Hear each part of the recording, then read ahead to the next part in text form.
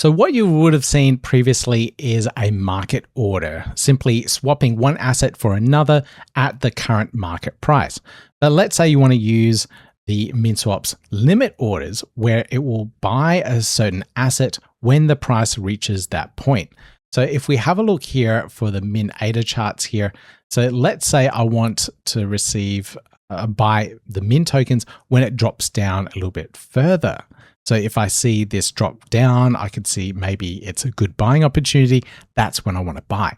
So here now I can type in 10 ADA. 10 ADA, I'll get 430 Min tokens, and this is at the market price.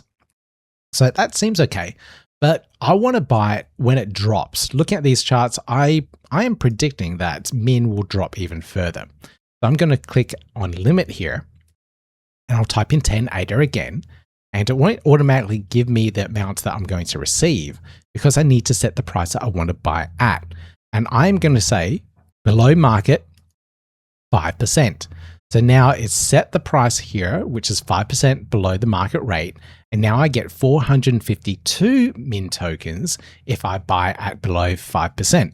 Of course, I can choose 10%, 25, 50, but it might not drop that much. Maybe in a flash crash and the market drops dramatically, I might be able to scoop up a lot more at 25%, and I can put in that trade. So if that happens, great, I'll snap up more Min tokens at a really big discount. And actually, I'm going to do that.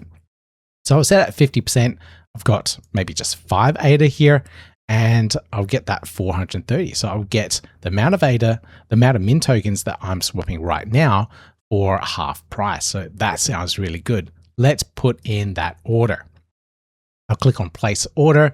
This is my transaction. Everything looks good. Type in my password, sign, submit, and away it goes. Fantastic.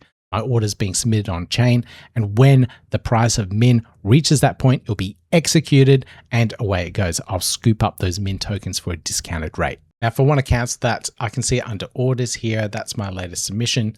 I can click on cancel. Yes, cancel that particular order, sign the transaction, and there we go. That's canceled. So now I'll get those assets back and I can trade it for something else.